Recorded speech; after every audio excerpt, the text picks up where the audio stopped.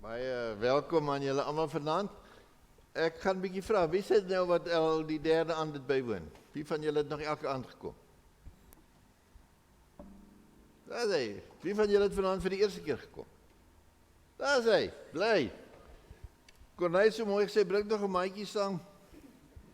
Dink nou net as ons Vrydag aand almal vol het. Soos elkeen van julle 'n maatjie bring, dan so lyk dit amper soos op 'n Sondagoggend by ons. Maar ek hoop dat ons vanaand saam kan groei in die gees, saam kan wees, en dat elkeen van julle met 'n rykheid huis toe kan gaan wat God alleen kan gee. So kom ons bid net saam. Hemelse Vader, Pinkstertyd is vir ons 'n wonderlike tyd, omdat dit is waarin ons besef dat engele gaan nie die werk doen en die koninkryk laat kom nie. Dis ons mense wat die werk doen. En die eendragtig in gebed saam wees beteken inderdaad om te wag op u Gees. Om vir elkeen van ons opnuut te openbaar wat u van ons verwag. Hoekom u vir ons bepaalde gawes gegee het? Hoekom ons sekere talente ontvang het? En wat u graag wil hê ons moet daarmee maak? Sodat ons in 'n nuwer en 'n vryer, 'n nuwe hemel en 'n nuwe aarde kan woon. Waarin u alles en almal is en in alles is. Ons wil graag vanaand uit die Bybel lees. Net soos wat die disippels eendragtig om die woord vergader het. Maar anders as hulle nie die Ou Testament nie.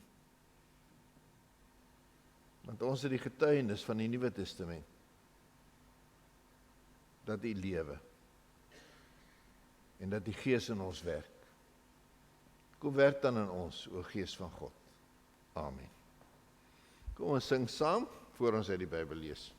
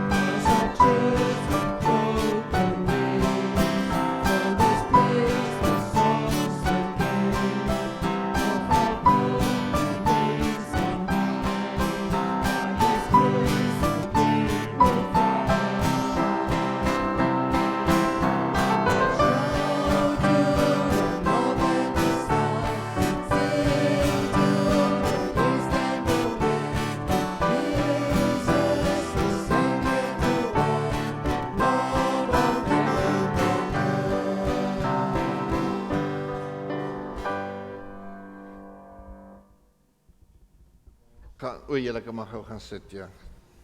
Dankie julle.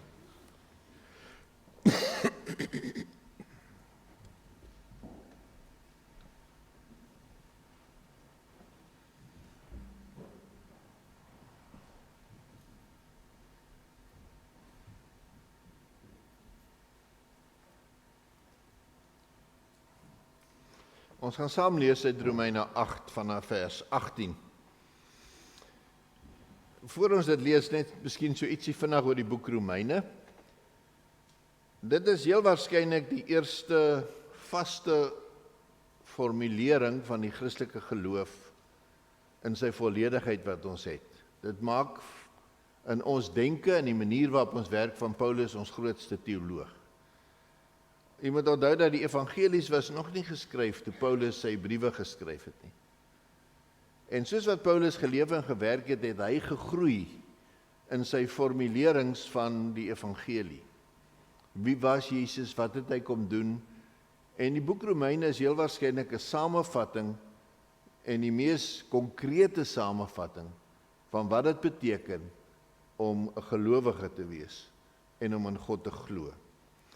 Dit is interessant dat elke groot hervorming wat in die geskiedenis plaasgevind het gebeur op grond van mense wat die boek Romeine gelees het. Martin Luther, wat soos julle sal onthou het teen die trappies van Rome gaan opklim en op elke trappie gebid en gesê, waar kry ek 'n God wat my kan vergewe, wat genadig genoeg sal wees met my sonde? En hy het niks gekry nie, tot hy Romeine gelees het. Augustinus, wat 'n vreeslike sondige lewe gelei het eendag in die tuin gesit en toe hoor hy Engels sê, tolle lege, neem en lees, en toe het hy Romeine gaan lees. Calvin het Romeine gelees. Karl Barth, een van die grootste teoloë van die 20ste eeu, het na die Eerste Wêreldoorlog, toe Europa stikkend was en plat geskiet was, gesê, wat sê ek vir mense? Hoe preek ek in so 'n tyd? Wat het hy gedoen? Hy het 'n kommentaar oor die boek Romeine gaan skryf. Romeine het nog altyd die effek dat hy ons lewens radikaal kan verander. En dat hy die diepste grondslag van ons geloof vir ons gee. Daarom dat baie mense bang is vir die boek, want hy klink moeilik by tye. Maar as daar een boek is wat jy eintlik op die punte van jou vingers moet ken, is dit die boek Romeine. En as daar een hoofstuk is wat jy uit jou kop uit moet leer, wat jy met jou saam moet vat, wanneer jy nie jou Bybel of jou Kindle meer kan vat nie, dan is dit Romeine 8. En ons gaan vanaand net so die middelgedeelte van Romeine 8 saam lees. Romeine 8 vanaf vers 18. Ek is oortuig daarvan dat die lyding van die huidige tyd nie vergelyk kan word met die heerlikheid wat bestem is om aan ons geopenbaar te word nie. Met vurige verlange wag die skepping daarop, dat die kinders van God openlik bekend gemaak sal word. Want die skepping is onderwerp aan 'n sinlose bestaan. Nie uit eie keuse nie, maar deur hom wat dit daaraan onderwerp het. Die skepping hoop om self vrygemaak te word van verslawing aan die verganklikheid, met die oog op die heerlike vryheid van die kinders van God. Ons weet immers dat die ganse skepping tot nou toe saam met ons sug, ja, in geboortepyne verkeer. En nie net die skepping nie, maar ook ons, wat die Gees as God se eerste gawe ontvang het, sug innerlik, terwyl ons uitsien na ons aanneming tot kinders, die bevryding van ons liggame. Ons is immers verlos in hoop. Maar die hoop wat gesien kan word, dis nie regtig hoop nie. Want wie hoop nog op wat 'n mens reeds kan sien? Maar as ons hoop op dit wat ons nie sien nie, dan wag ons daarop met volharding. So kom die Gees ook ons in ons swakheid tot hulp. Want ons weet nie mooi waarvoor ons behoort te bid nie. Maar die Gees tree self vir ons in met versigtinge wat nie verwoord kan word nie. Hy wat die harte deurgrond, weet wat die bedoeling van die Gees is, dat hy volgens die wil van God vir die heiliges intree. Ons weet dat God alles ten goeie laat meewerk vir hulle wat hom liefhet, vir hulle wat volgens sy voorneme geroep is. Die eindige ons skriflesing vir vanaand. Wat in die stukkie wat ons saam gelees het merkwaardig is die erkenning van Paulus dat die huidige tyd, die tyd waarin ons leef, nie 'n lekker tyd is nie. Hy noem dit die lyding van die teenswoordige tyd. En dan vertel hy dat die hele natuur, die skepping, alles sug. En dat ons sug, dat ons met pyn en gebrokenheid lewe. Dat jy nie die koerant kan oopmaak sonder om die stikkenheid van die wêreld te sien nie. Dat jy nie na die nuus kan kyk sonder om geraak te word deur stikkendheid van mense nie. Dat jy nie kan kyk na die see sonder om te sien hoe die plastiek kom wegvat nie. Ons leef in 'n wêreld wat ons net doodgewoon aan lyding nie kan ontsnap nie. En daarom sing mense Stop the World, I Want to Get Off. Daarom neem mense hulle eie lewens. Ek kan dit nie uithou in hierdie wêreld nie. Corneille het gisterand gesê, hy wens hy kan elkeen van julle se getuienis hoor oor hoe God julle geroep het. Ek dink weer, ek wens so ek kon langs elkeen van julle gaan sit en hoor, wat is jou stukkie pyn? Want pyn verskil. En pyn is nie 'n kompetisie met mekaar nie. Vir die een is pyn dit en vir die ander een is pyn dit.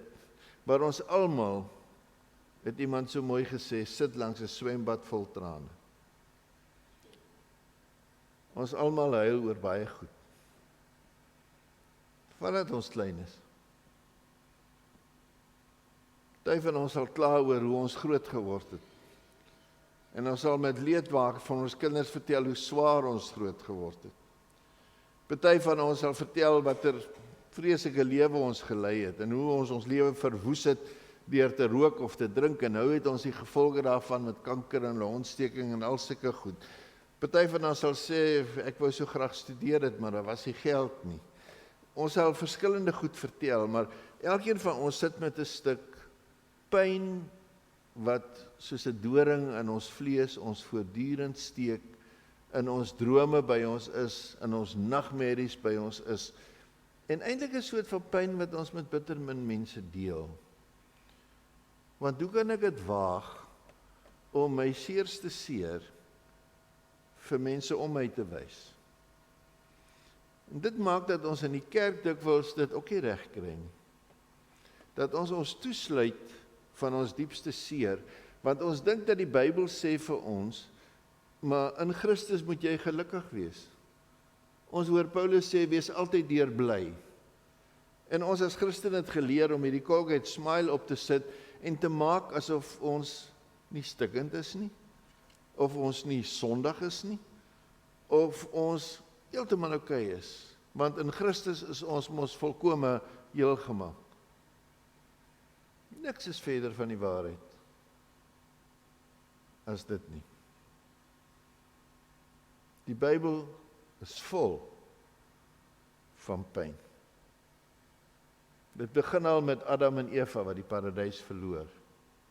Paradise lost. Milton. John Steinbeck, East of Eden. Jy is weg uit die paradys uit. Die eerste kindermoord. Sterfte wat inkom. Pyn van geboorte. Pyn van hardwerk. Dit vertel die verhaal van Noag, hoe 'n hele wêreld verdrink en hulle alleen oorbly en dan word hy dronk. Vertel die verhaal van Israel wat weggevoer word en slawe word in Egipte. En inderdaad in die grond vertrap word, soveel so dat Moses iemand vermoor as hy net die Egiptenaars sien, omdat hulle sleg behandel. Vertel die verhaal van 'n ballingskap. Vertel die verhaal van Dawid se ontsettende hartseer as hy sy seun verloor. Die Bybel is vol van verhale van hartseer en pyn. Van hierdie werklikheid waarin ons leef, waar ons nie kan ontsnap nie, maar wat aan ons byt en aan ons vat en ons opeet van binne. Soveel so, dat ons woorde opraak om oor ons pyn te praat. Iemand het een keer vir mense gevra, wat beteken dit om depressief te wees? En toe die ou geantwoord, dit beteken jy verloor die ABC van menswees. Jy het nie meer taal om te sê wat dit beteken om 'n mens te wees nie. As Ingrid Jonker op haar slegste is, en sy is so depressief dat sy dit in die see wil inloop, dan skryf sy vir haar dogtertjie, mamma is nie meer 'n mens nie, mamma is net Partymal vat die lewe ons en hy vat ons menswaardigheid heeltemal weg. En hy maak van ons net Partymal slaan die lewe ons met 'n seer dat ons wens, ons is nie meer mens nie. Dat ons nie eers ons naam wil hê nie. Ons wil nie wees. Ons wil eintlik net hê die moet ons wegvee. Elkeen van ons kan daai storie vertel. Die Bybel praat van ons is almal siek. Ons is in sonde ontvang en gebore. En sonde is nie altyd die negatiewe begrip wat ons daar wil hê, dat ons God seermaak of dat hy ons gaan straf oor die sonde nie. Sonde beteken dat ons dit nie reg kry om te leef soos hy wil hê ons moet leef nie. Dat ons doel mis met ons lewe. En dit is die ontstellende van ons lewe. Die Bybel sê, die wat volgens die wêreld lewe, sal nooit gelukkig wees nie. Hulle kan nie wees nie, hulle mis die doel van mens wees. En as ek daai doel mis, dan kry ek seer. Ontsettend seer. En daar is nie een van ons wat daaraan kan ontsnap nie. Ons ly voortdurend, ons gaan mank. Soos Jakob aan ons pyn.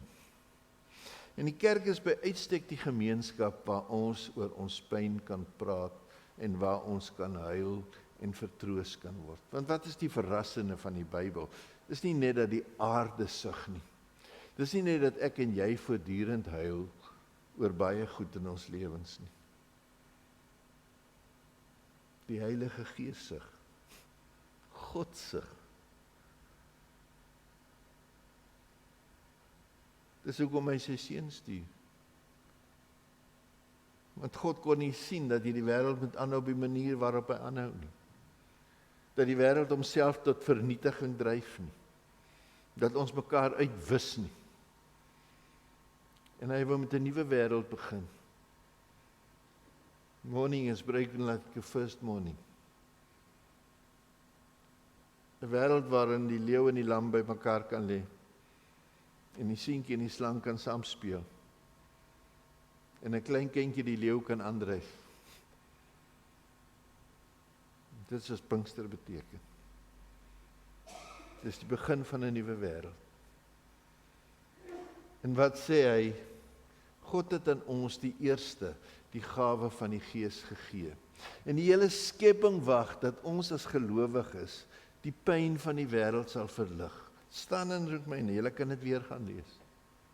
Almal wag vir ons. Want ons het uit die hemel uit God se resep gehoor. Ons het uit die hemel uit gesien dat hy huil oor hierdie aarde. En dan kan ek langs iemand gaan sit in my arm om sit en sê, God huil ook. In plaas daarvan om 'n goedkoop troos te gee. Want partymal troos ons mekaar op maniere wat nie Bybels is nie. Ons het iemand 'n kind verloor en jy sê vir hom, God het die mooiste roos kom pluk. Dit maak daai hartseer nie minder nie, dit maak dit erger. Want watter soort God pluk rose? En los ons met die ontsettende hartseer agter. Die enigste ding wat ons kan sê wat sin maak is, God is by ons, Immanuel.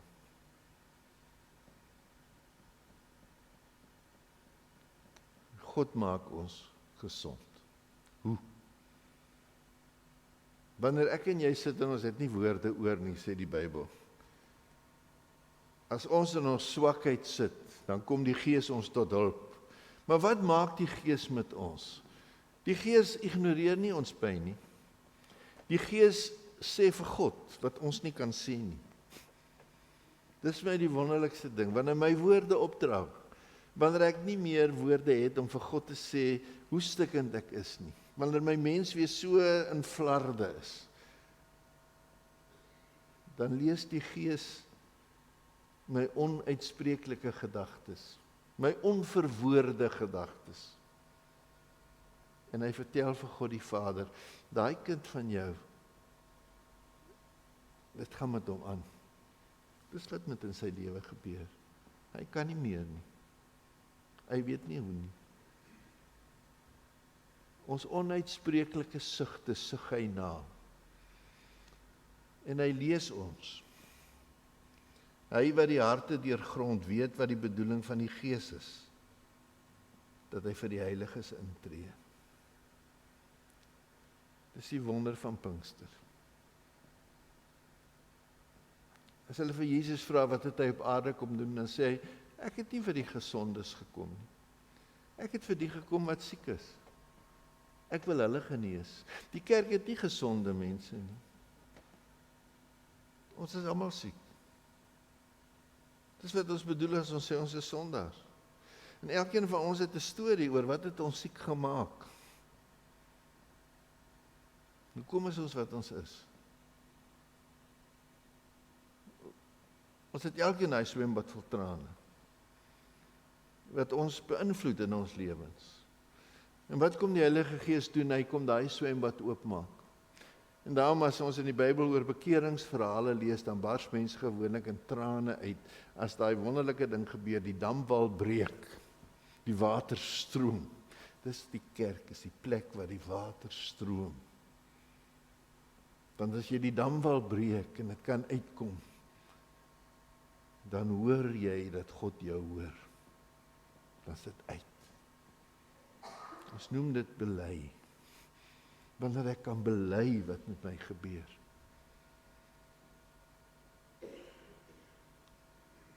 As Paulus na die Here toe gaan en hy word geroep om en sê vir hom, jy moet 'n sendeling word, Paulus, jy moet oor die hele wêreld gaan, dan sê Paulus, ja Here, maar ek het 'n doring in die vlees.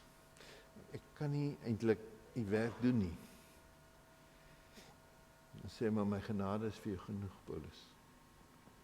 En dis die derde wonderlike ding wat die Heilige Gees doen. Hy leer ons om vir God te sê, Abba, Abba Vader. Wanneer ek nie kan loop nie, wanneer ek op 'n sterfbed lê, dan sterf baie mense se laaste woord is mamma. Wanneer jy jou seerste pyn het, dan sê jy mamma. Weet nie hoekom ons dit doen nie. Miskien is dit omdat ons voel dis die persoon wat ons die beste ken en naaste aan ons is, wie se vlees en bloed ons is. As ons in die Bybel op ons laaste is en ons het niks oor nie, dan sê ons Papa, Abba Vader, in U hande gee ek my gees oor, Vader. As Jesus sê, my God, waarom het U my verlaat? Dan kan hy sê, maar in U hande, Pa, gee ek my gees oor. My pyn gee ek vir U. Die Heilige Gees maak ons gesond deur die gesprek met ons en God aan die gang te kry. Om ons seer te erken, te verwoord en daarmee te leef. As Sheila Cousins weer 'n gasoond wat ontplof het gebrand word en sy 3 dae na 'n plaashuis lê in Spanje en haar familie in die stad is en een weet dat sy seer gekry het nie, dan praat sy oor Christ of the Burnt Men, kom met 'n ander gedig uit van T.S. Eliot, wat sy aanhaal en dan sy's verskrompe. Sy's monk. Sy was beeldskoon, sy het letters op haar gesig. Sy lyk soos iemand wat verbrand is. Sy het van haar vingers verloor, maar dan sê sy, Christ of the Smiling Eyes. Jy kyk na my met oë, maar daai blink oë is nie oë van leedvermaak nie. It's not smiling because of my pain. Dis oë vol trane. Daarom is ek nie bang om my verskrompe vingers, my afvingers uit te steek en die hand vas te vat nie. Aba Vader, ek hou U hand vas, dra my. Waar die Heilige Gees werk, word ek geabba, word ek gedra. En dan sê Romeine nog 'n meer merkwaardige ding, dat my swakheid, my woordeloosheid, die doring in my vlees, eintlik God se gawe is. Wie van ons vra vir die pyn wat ons kry? Wie van ons soek die leed wat oor ons kom? Maar as ons dit het, wat moet ons daarmee maak? Will Willimon is 'n Amerikaanse dominee, 'n wonderlike prediker, een van die ouens wat die mooiste preek wat ek weet. En hy word beskryf as een van die 10 mees invloedryke teoloë in Amerika. En hy praat van die unchosen calling. Ek het nie gekies vir dit waarvoor God my geroep het nie. Dit is presies wat Paulus mee hier in Romeine besig is. Want hy het ons uitgekies. Hy het ons aangeneem tot kinders. Hy het ons bevry. Hy het ons verlos, sodat hy wat met ons kan doen, sodat ons met die hoop kan deurgaan tot volharding. Hy gebruik presies dit wat hy nodig gehad het in ons pyn, sodat hy ander kan seën deur ons gebrokenheid vir hulle te wys. Merkwaardige insig, 'n unchosen calling. Willimon se probleem was dat hy 'n skelmpa gehad. En sy pa was een keer tronk toe, en toe het sy pa uit die tronk gekom, en toe het hy teruggekom, en toe die pa weer gesteel, maar die pa was ook 'n alkoholist, en toe die Willimon familie besluit, en vir die ma gesê van Will Willimon, los liewers hierdie man van jou. Hy is nou wel ons familie, maar los hom, hy is nie goed vir jou nie, en hy is nie goed vir die kinders nie, skei liewers. En toe het sy gesê, goed, ek sal skei, maar op een voorwaarde, julle sal nooit met my kinders oor hulle pa praat nie. So Will Willimon sê, in hulle tafel is daar nooit oor hulle pa gepraat nie. Hy het nie geweet wie sy pa is nie. En toe een keer vir sy ma sê, wat moet ek sê as kinders vir my vra, waar is my pa? Het sy sê, net vir hulle, jou pa bly nie meer by ons nie. En toe een van sy niggies trou, toe hy hulle groot man was, student, toe vra sy tannie vir hom, do you want to see your dad? En toe sê hy, yes please, en toe sien hy sy pa by 'n kroeg sit, en met 'n bier in die hand, en hy sê vir hom, ek hoor, jy is 'n suksesvolle jong man, en jy kan jou geld verdien deur jou mond te gebruik. En dit was sy pa. Hy sê, dit het aan 'n kanker aan hom gevreet. Hoe kan ek 'n dominee word, as ek uit 'n gesin kom wat nie 'n pa is nie? Hoe kan ek God verstaan as ek nie my pa ken nie? Want ek weet nie hoe lyk 'n pa nie, en ek weet nie wat dit is nie. Sien, dit het my so gery en gepla my hele lewe lank, totdat ek in Amsterdam gaan sit het en in die Rijksmuseum 'n professor gesien het wat die vorige week by ons kweekskool was, en vir hom gesê het, professor, I enjoyed you so much last week, en die ou vir hom vra, wat soek jy hier? En hy sê, ek weet nie, ek is hier in Europa, ek soek na myself. En hy het hom na 'n kroeg toe gevat en vir hom 'n drop bestel en gesê, let's talk. En wat soek jy hier? Nee, ons is die maats wat Europa toe gekom het, ons soek meisies en ons drink en ons kyk by die lewe ons. No, I'm asking, what are you doing here? Gee hom nog 'n dop, laat hy praat. En toe sê Willimon, I don't know who I am. Want ek het nie 'n pa nie. En toe sê hy vir Willimon, maar dan het God jou mos juis geroep. Hy roep nie volmaakte mense nie. Hy roep nie mense met 'n perfekte agtergrond nie. Sy kerk is vol van mense wat uit gebroke gesinne kom. Trouwens wys ons een gesin in die Bybel wat volmaak en nie gebroke is nie. Dis nie een nie. Van Adam af. Gaan deur die Bybel. Kerk is gebroke mense wat gesond genoeg geword het dat God hulle kan gebruik om langs 'n ander een te sit as hy met sy swembad trane sit. Will Willimon sê, net daar het hy besluit, God kan my gebruik. En het hy hierdie ongelooflike prediker geword. Want hy kon sê, Abba, Vader, ek het 'n pa. En hy Abba my. Ek weet nie wat jou swembad van trane is nie, ek wens ek het geweet. Maar dan kon ek langs jou sit en saam met jou huil. Maar wat weet ek wel? Dat die Heilige Gees weet. Wat ek nog wel weet is dat die Heilige Gees dit vir God vertel. En ek weet dat hy jou leer Abba spel. En ek weet dat jou swakheid, jou doring in die vlees, is jou unchosen calling. Die een waarvoor jy nie gevra het nie. Toe ek en Henny 'n kind verloor het, het iemand vir ons gesê, welkom by die klub waar niemand kies om aan te behoort nie. Die Christendom is die plek waar niemand kies die gawe wat hulle het nie. Maar waar vir die Here sê, gebruik wat ek het. En dis 'n stuk in 'n self. Dis verskrompelde vingers wat vashou aan die hand van God. En so word ons gesond. Paulus sê, ek is oortuig daarvan die lyding van die huidige tyd nie vergelyk kan word met die heerlikheid wat kom nie. Want ek en jy skep 'n nuwe hemel en 'n nuwe aarde in die naam van Abba Vader in ons swakheid. Amen. Daar is nou geleentheid vir gebed.